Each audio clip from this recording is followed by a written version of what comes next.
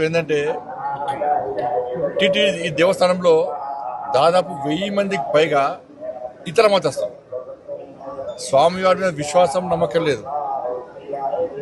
హిందూ సనాతన ధర్మం మీద వారికి ఆలోచన లేదు. ఆ సనాతన ధర్మాన్ని కాపాడాలి, సనాతనానికి అనుగుణంగా వ్యవహరించాలని చెప్పి ఆలోచన వరకు లేదు.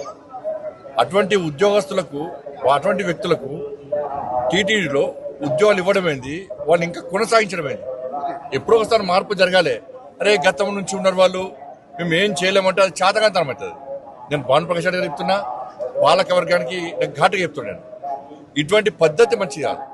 మీరు ఎంత అభివృద్ధి చేసినా, బయట భక్తులకు అన్ని సౌకర్యాలు కల్పించినా కూడా ఇతర మతస్థులు ఈ దేవాలయంలో ఉండడం వలన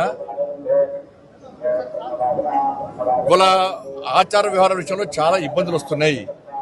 అది బయటికి రాకపోవచ్చు. ఏదో సత్రం కాదు ఇది, అన్ని మతాలకు ఇవ్వడానికి ఇదో సత్రం కాదు.